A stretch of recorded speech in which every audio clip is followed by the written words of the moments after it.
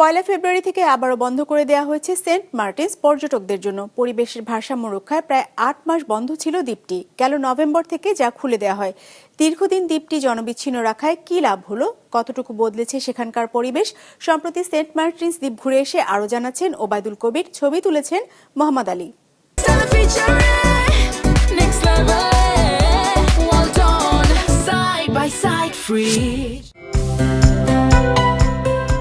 কয়েক মাস বন্ধ থাকার পর পর্যটকদের জন্য গেল নভেম্বর মাস থেকে খোলে সেন্ট মার্টিন দ্বীপ। ৩১শে জানুয়ারি পর্যন্ত প্রতিদিন ২০০০ পর্যটক যেতে পেরেছেন সেখানে।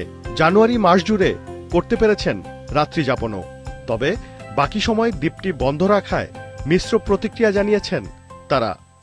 পরিবেশের কথা বলে, কিন্তু আমরা কিন্তু কোনো সি বিচে বলেন, রাস্তাঘাটে বলেন, একটাও ডাস্টবিন দেখিনি। তো ওরা প্লাস্টিক ওদিক থেকে আনতে দিচ্ছে না, কিন্তু এখানে প্রচুর প্লাস্টিক আছে।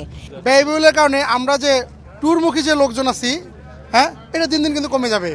পর্যটন বন্ধ করেও তো আমি তেমন কোনো উন্নতি দেখতে পাচ্ছি না। আসলে ওই পলিথিনেই আছে, প্লাস্টিকের বোতলেই আছে, তাহলে পর্যটন বন্ধ করার দরকার কি? আমরা চাচ্ছি যে গভর্নমেন্ট এটার প্রতি সচেতন হোক, মানে কোঅপারেট করুক, নিয়ম কানুন বৃদ্ধি করুক, কিন্তু এটা চালু রাখুক। মৎস্য ও পর্যটন নির্ভর দ্বীপটির স্থানীয় বাসিন্দাদের দাবি, পর্যটক যাওয়া বন্ধ রেখে খুব বেশি উন্নতি হয়নি সেখানকার পরিবেশের। 5 মাস পর্যটক আসা যাওয়া করতো, এটা হঠাৎ করে 2 মাসে হয়ে গেল। 2 মাস থেকে আবার 2000 লিমিটেশন হয়ে গেল। মানে এটা একটা আসলে পর্যটনের জন্য একটা অশনি সংকেত। কোনোদিনও তো দেখি নাই আমি এই পরিবেশের কোনো মানুষ এই একটা পলিথিন তুলতেছে সেন্ট মার্টিনের মানুষ, পরিষ্কার করতেছে সেন্ট মার্টিনের মানুষ। পরিবেশ উপদেষ্টা সম্প্রতি রাজধানীতে এক অনুষ্ঠানে দ্বীপটিকে পরিবেশগত ঝুঁকিপূর্ণ এলাকা ঘোষণা করে ট্যুরিজম নিয়ন্ত্রণে রাখার কথা জানিয়েছেন। ট্যুরিজমটা এখানে অতি অবশ্যই নিয়ন্ত্রিত হতে হবে।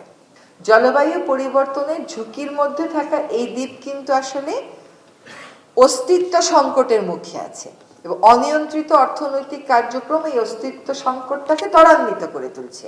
এইটাকে আমাদের স্লো ডাউন করে দিতে হবে এবং দ্বীপটাকে যতটুকুন পারি আমাদের প্রোটেকশনের দিকে এগোতে হবে। দ্বীপ বাঁচলে সবচেয়ে বেশি লাভবান কারা হবে? দ্বীপের মানুষেরা। তবে দ্বীপটি ঘিরে সরকারের সব পরিকল্পনার বাস্তবায়ন পরবর্তী সরকারের রাজনৈতিক সদিচ্ছার উপর নির্ভর করছে বলেও জানান উপদেষ্টা। ওবায়দুল কবির, বিজনেস রিপোর্ট, মাছরাঙা টেলিভিশন।